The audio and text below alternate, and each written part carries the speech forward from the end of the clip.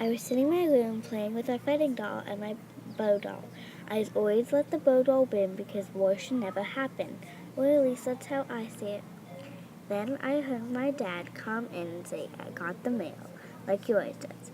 But after he said, "I have to leave," in a sad voice. He never said that after he got the mail, so I ran downstairs. I saw my dad with a note in his hand.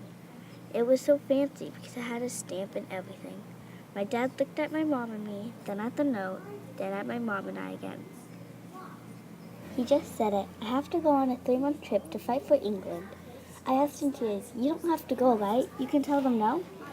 He said with a tear down his face that he has to go to keep people safe. I have never seen my dad cry, not a tear. Then I asked, "When are you leaving?" My dad told me in a few days. I hid the note on my dad's hand and ran upstairs to my room, crying hard. I didn't want my dad to leave. The next day, I went to school and told my friends about my dad and how he's leaving for a 3-month trip. I wonder if he would be okay or if he would get hurt. At least I had my memories with him. Still, my birthday's in 2.5 months and he's going to miss it again. I wish he could stay, I really do.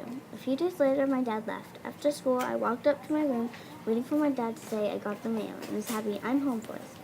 But he didn't at all. All I heard was the sound of my mom doing the dishes. Then I heard a knock on the door. I thought it was my dad coming back, so I ran downstairs to open it.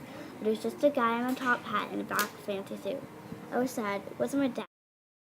My mom came over and gave him money. Then she closed the door and said that's the last of it. I was confused. Why did you give him the money? You gotta save the money you have, I said as I walked towards her. She told me about taxes and how they're getting raised up.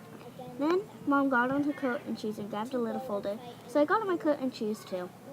She walked over to the bakery across the street and gave the little folder to the cashier. The cashier looked at my mom and said, "Is your husband gone to war?" My mom told her about how my dad had left, and the cashier called the manager. My mom got a job there. Also, the cashier gave me a free muffin. After school, I would have to do my homework there, although I would get a free muffin, which isn't bad.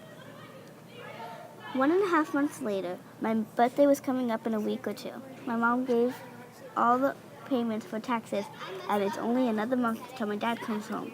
It wasn't that bad without my dad, because my friends, Mackenzie and Maddie, were there for me.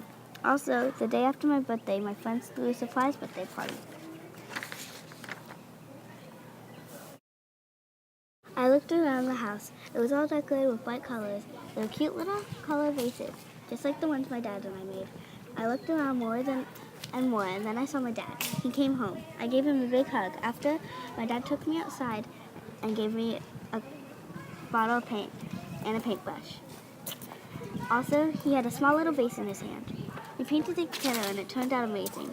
Later, I went inside to get some food when a guy in a ripped black spy outfit came through the door. He pointed at me when my friends ran upstairs.